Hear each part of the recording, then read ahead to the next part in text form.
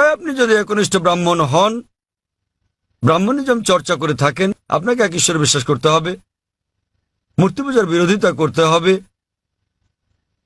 আর আপনি যদি আমার সেই বক্তৃতা ইসলাম ও হিন্দু ধর্মের সাদৃশ্য শুনে থাকেন, সেখানে যা বলা হয়েছে আপনি যদি কমপক্ষে সেগুলো অনুসরণ করেন, তাহলে অন্যগুলো বাদই দিলাম আমি, শুধু সেই জিনিসগুলো, বাকি সবকিছু বাদ দেন, তাহলে আমি মনে করি ইনশাল্লাহ ইনশাল্লাহ এগুলো আপনাকে জান্নাতে নেওয়ার জন্য যথেষ্ট হবে ইনশাল্লাহ।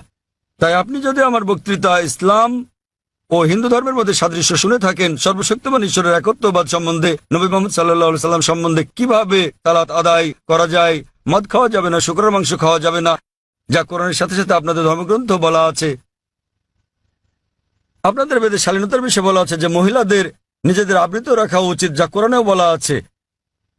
তাই আমার সেই বক্তৃতায় যা যা আমি বলেছি, আরো অনেক বিষয় আছে, কিন্তু আপনি যদি শুধু এই বিষয়গুলো ভালোভাবে অনুসরণ করেন বোন, ইনশাল্লাহ ইনশাল্লাহ এগুলো আপনাকে এই পরীক্ষায় পাশ করিয়ে দেওয়ার জন্য যথেষ্ট। আপনি চাইলে আরো অনেক কিছু অনুসরণ করতে পারেন, কিন্তু কমপক্ষে এই বিষয়গুলো, এই প্রধান বিষয়গুলো যা আমি উল্লেখ করেছি, কিন্তু আপনার ধর্মগ্রন্থে যা বিতর্কিত, আপনার তা অনুসরণ করা উচিত নয়, কারণ আপনাদের পণ্ডিতগণই বলেন যে এটা সময়ের আবর্তনে পরিবর্তিত হয়ে গেছে। আমাদের বুঝতে হবে যে এই বিষয়গুলো হচ্ছে তথ্য বিকৃতি, হস্তক্ষেপিত, সত্যের অতিরঞ্জন। তাই মিলগুলো শুধু অনুসরণ করেন, ইনশাল্লাহ ইনশাল্লাহ আপনি একজন ভালো ব্রাহ্মণ হতে পারবেন। আপনি নিজ ধর্মগ্রন্থের অনুশাসন মেনে চলেন, জাফর খান এবং কোরআনের সাথে মিলে যায়, এবং ইনশাল্লাহ একজন নিয়মনিষ্ঠ মুসলমানও হতে পারেন। তো আশা করি ইনশাল্লাহ যে সর্বশক্তিমান আল্লাহ আপনাকে হৃদায়ত দান করুন। বোন, আপনি কি বিশ্বাস করেন ইসলাম ও হিন্দু ধর্মের সাদৃশ্য নিয়ে আমি আলোচনায় যে কথাগুলো বলেছিলাম? হ্যাঁ স্যার, পুরোপুরি।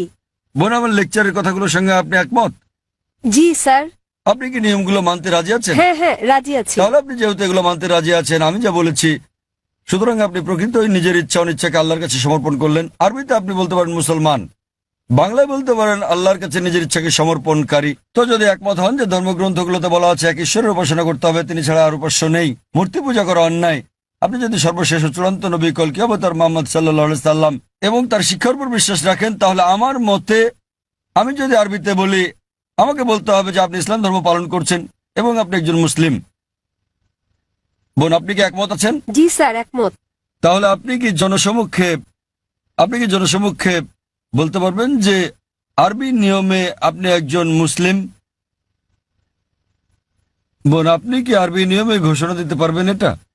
যেহেতু আপনি মেনে নিয়েছেন একজন ঈশ্বর এবং নবী মুহাম্মদ সাল্লাল্লাহু আলাইহি সাল্লাম সর্বশেষ চূড়ান্ত নবী, তো আপনি কি ঘোষণা দিতে পারবেন যে আপনি একজন মুসলিম?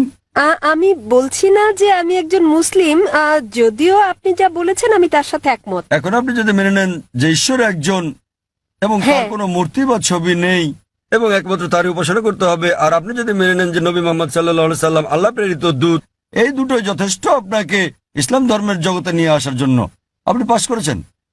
অন্যান্য বিষয়গুলো পরে আসবে। তো আপনি যদি মানেন ঈশ্বর এক, তার কোনো প্রতিচ্ছবি নেই, আপনি যদি মূর্তি পূজা করতে অস্বীকার করেন এবং আপনি মানেন যে নবী মুহাম্মদ সাল্লাল্লাহু আলাইহি সাল্লাম শেষ ও চূড়ান্ত নবী, তাহলে আপনি এই জগতে প্রবেশ করতে পারবেন ইনশাআল্লাহ, অথবা সঠিকভাবে বলতে গেলে এই জীবন দর্শনে। এবং ইনশাআল্লাহ এভাবেই চর্চা চালিয়ে গেলে আপনি কি এই জীবনধারায় আসতে চান বোন? ঈশ্বর চাইলে। হ্যাঁ, এই তো ইনশাআল্লাহ, মাশাআল্লাহ। তো বোন, আমি আবারও আপনাকে জিজ্ঞেস করতে চাই আনুষ্ঠানিকভাবে, বোন, আপনি কি বিশ্বাস করেন যে এক ঈশ্বর?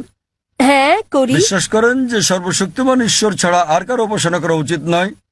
হ্যাঁ হ্যাঁ। আপনি কি একমত যে মূর্তি পূজা ঠিক নয়? পুরোপুরি না হলেও কিছুটা একমত। না, দেখলেন তো, পুরোপুরি না কিছুটা, এটাই বলতে পারছেন না।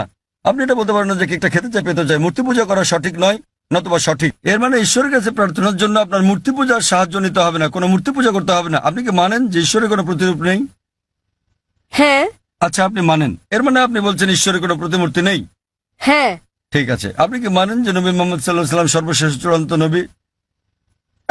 আমি আসলে এইটুকু পর্যন্ত ভালো করে জানি না, কিন্তু অন্যগুলো আপনি যা বলেছেন আমি মানছি, কিন্তু আমি আসলেই জানি না। আপনি কি মানেন যে তিনি আল্লাহ প্রেরিত দূত? হ্যাঁ, মানি। আপনি মানেন তিনি আল্লাহর দূত? হ্যাঁ। চমৎকার, চর্চাটাই আসল। একজন নির্ভেজাল মুসলিম হওয়া সহজ কথা নয়, আমরাও চেষ্টা করছি। তো বোন, আমি যদি বলি আপনি কি আমার সাথে কালিমায়ে শাহাদা পাঠ করবেন? আপনি কি শাহাদাত পাঠ করবেন, যা আসলে আরবিতে একটা ঘোষণা ওই একই কথা যা আমি বলেছি যে আল্লাহ ছাড়া কোনো প্রভু নেই আর নবী মোহাম্মদ সাল্লাল্লাহু আলাইহি সাল্লাম তার দূত। আরবিতে এটা বলতে চান? হ্যাঁ স্যার, বেশ, অবশ্যই। আমি আরবিতে বলবো, আপনি আমার সাথে সাথে বলবেন, আর পরে এটার অনুবাদও বলবো। ঠিক আছে। আশহাদু আশহাদু আল্লাহ আল্লাহ ইলাহা ইলাহা ইল্লাল্লাহ ইল্লাল্লাহ ওয়া আশহাদু ওয়া আশহাদু আন্না আন্না মুহাম্মাদান মুহাম্মাদান আবদুহু আবদুহু ওয়া রাসূলুহু। ওয়া রাসূলুহু। আমি সাক্ষ্য দিচ্ছি, আমি সাক্ষ্য দিচ্ছি আমি সাক্ষ্য দিচ্ছি যে যে কোনো উপাস্য নেই কোনো উপাস্য নেই আল্লাহ ছাড়া। আল্লাহ ছাড়া। আর আমি সাক্ষ্য দিচ্ছি আর আমি সাক্ষ্য দিচ্ছি যে নবী মোহাম্মদ সাল্লাল্লাহু আলাইহি যে সাল্লাম নবী মোহাম্মদ সাল্লাল্লাহু আলাইহি হলেন সাল্লাম হলেন আল্লাহর আল্লাহর বান্দা এবং রাসূল।